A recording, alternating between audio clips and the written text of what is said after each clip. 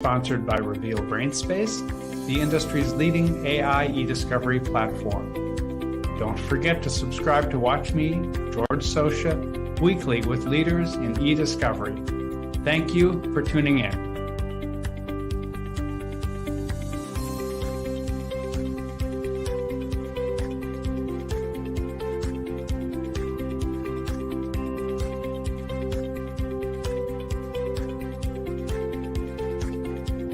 Sponsored by Reveal.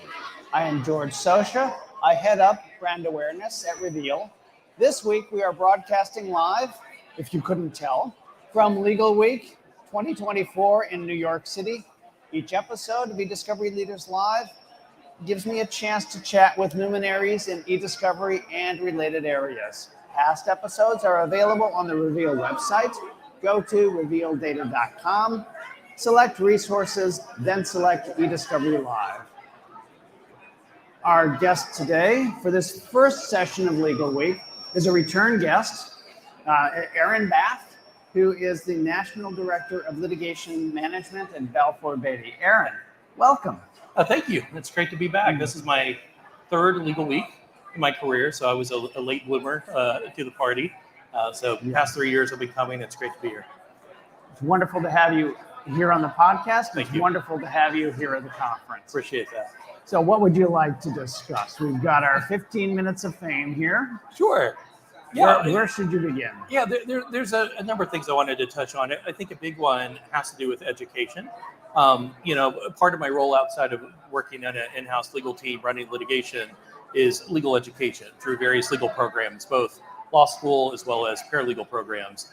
And there's just a real kind of vacancy in practical knowledge, right? There's more and more academic classes that have to do with the EDRM and the theory behind how to conceptualize and think about things, but I find there's a big gap between learning about things academically and being hands-on.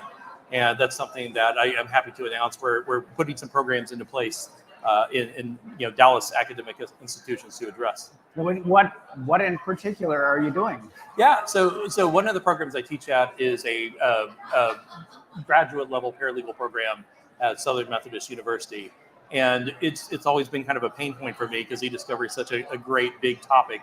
How limited in terms of hours we're allowed to cover it, and so we expanded the program to now involve an e-discovery lab powered by Reveal, right? Because what a better platform to be able to see the visualizations and get into it. But it'll be a hands-on learning environment where we literally guide students through the process of processing, how to analyze the data using a lot of unsupervised and supervised machine learning technologies. Ultimately, how that workflow is going to build out as a practicing paralegal, ultimately making productions, and we'll be able to do that in a hands-on environment. So they'll have logins, they'll have exercises, Yeah. They'll be running the system and Real case not data. just learning how to push the buttons, but actually how to operate the system effectively, right? Absolutely, yeah. And we're using a kind of a customized data set that has a lot of problem scenarios built into it. So we can exercise practical features like foreign language detection as an example, right? Or, we got some short messages. How does that fit in? How does that impact the use of AI models and some of the analytics? Is it, do you have to find workarounds? Even on the processing, we have some exceptions and problems to handle to kind of figure out the type of, blocks you're going to run into in your daily practice. I guess those are kind of like the opposite of Easter eggs, huh? Right. Yeah. They're there, but anyone that's worked on an e-discovery project knows it never goes smoothly, right? So it's nice to kind of see the problems that come up and the technology that solves those problems. Yeah. So that's going to keep you at least somewhat busy. What Sure. else have you got on your hands? Yeah, so with our e-discovery team at Balfour Beatty, so we're a fairly lean team across the U.S. and of course our mothership is in London. But our big push this year is really to reap the benefit of our work over the past 2 years, which has been building very bespoke AI models off of our particular business, which is in the construction infrastructure space. So we've spent a lot of time and money with some interesting workflows. One I'd like to highlight is the use of outside managed review companies, not to do a doc review, but to actually build the models. Training them on very specific type of RFPs that you have in construction defect cases, and being able to build AI models, not just on a type of document, but to be able to respond to a standardized boilerplate RFP. Well, I mean, that's a good point, because Yeah. to build an AI model well, you need bodies, Right. but you don't need just any bodies. You need people who are going to do a good, effective job of telling the system, yes, this is what I like, or no, Right. this is what I not like. And Right. you don't want them just racketing rapidly through and making quick, maybe careless decisions. Right. And although I feel like obviously at the end of the game, you need eyes on, because it's not just about making the production, it's Yeah. about leveraging the intelligence to make trial decisions, right? To Right. inform your trial counsel.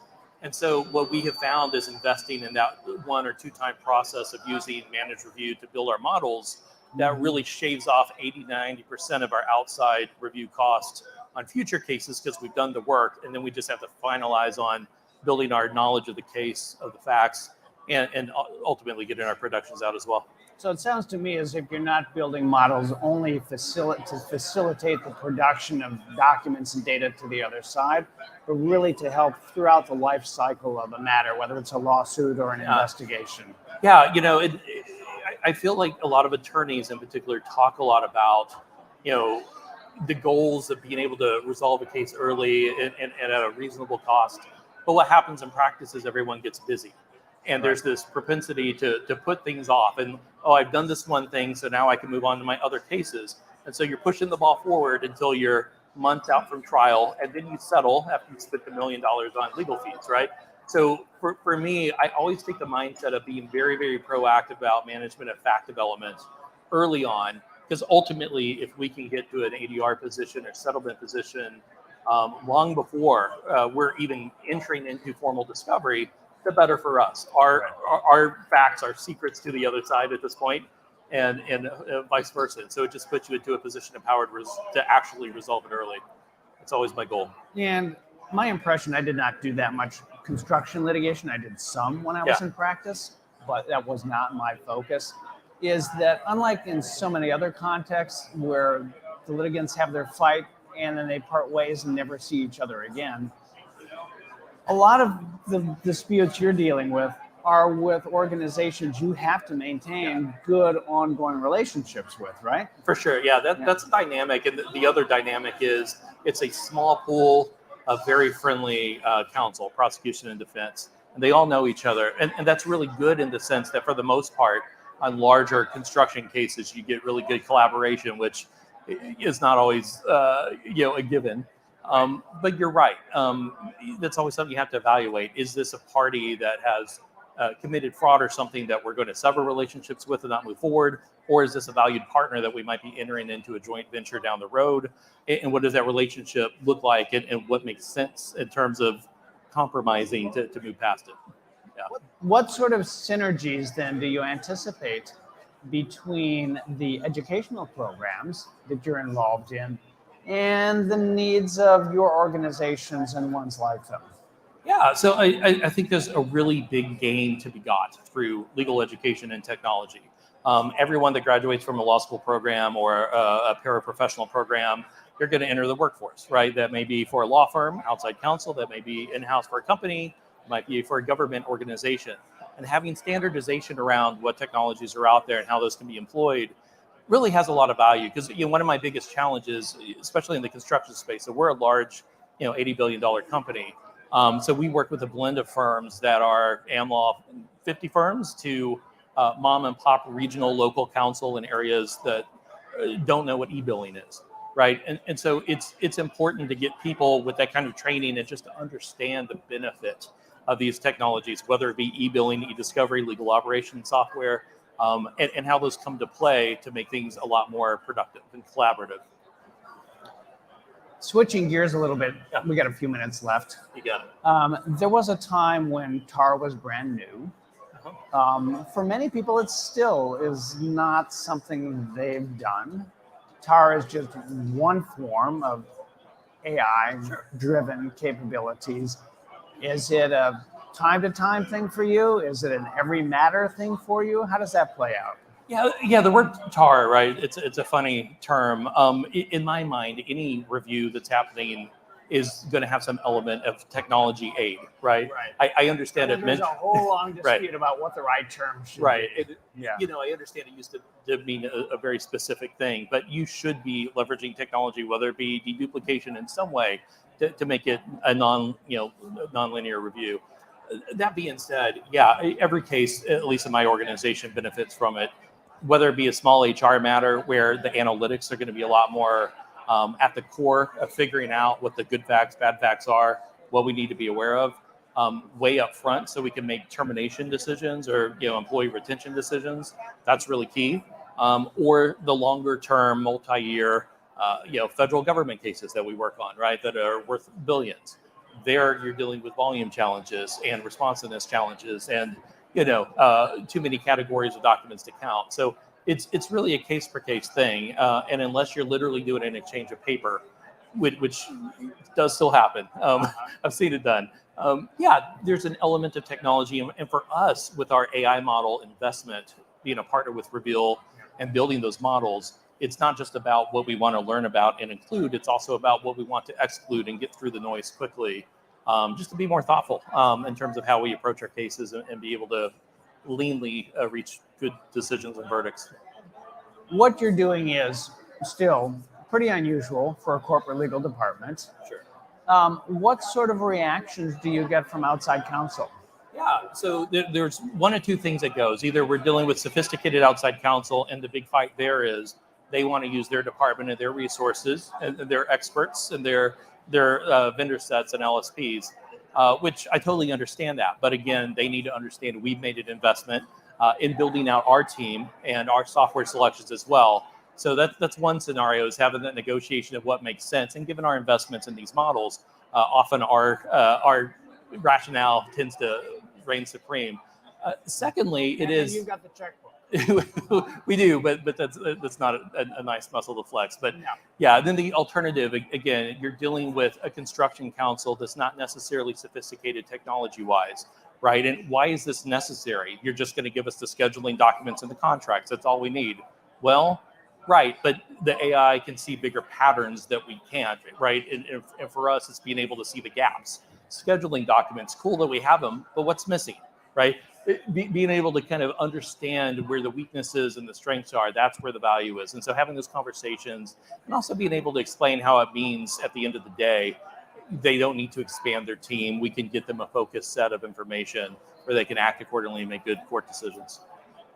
We've been speaking primarily about e-discovery, but you have a bigger or more expansive role with legal operations. Sure. Talk a little bit about what that is all like. Yeah, legal operations has always been kind of an interesting topic because it covers so many different areas. And there's legal ops professionals that don't touch e-discovery or litigation considerations at all, because that's where their business need is. However, in my world, legal operations drives the need for looking closely at your e-discovery solutions and how it's handled. As an example, when I came on board at Balfour Beatty, we had zero ownership of our internal e-discovery processes. It was, we have divisional attorneys that work for us. They have relationships with firms. Those firms have relationships with their LSPs. And so you're handling 500 cases contemporaneously with dozens of different vendors. And I did a count when I came in. We were like 485 outside LSPs, law firms, vendors, et cetera. And being able to look at that and see how we're spending money and the loss of efficiency and the different processing rates of not, negotiating a national rate, being able to look at that data and say, you guys are just dumping money out the window when there's an opportunity to consolidate and get national economy of scale. That's an easy sell for management when you look at it financially. And then once we got down to 85 or less from the 400 plus, it just was so much easier to manage. Less email traffic, less having to deal with billing issues because they figure out your system and they're on it. You have all these mandates about your expectations with status reports, right? So it all kind of ties into being able to really figure out where to spend your money as a company. What makes sense? Well, Aaron, thank you so much for joining us today. It's great to see you, George. Always. Aaron Bath is, as I said before, the National Director of Litigation Management for Balfour Beatty. I am George Socha. This has been eDiscovery Leaders Live. hosted by ACEDS and sponsored by Reveal. And Aaron, thanks so much. My pleasure. Good to see you. Likewise.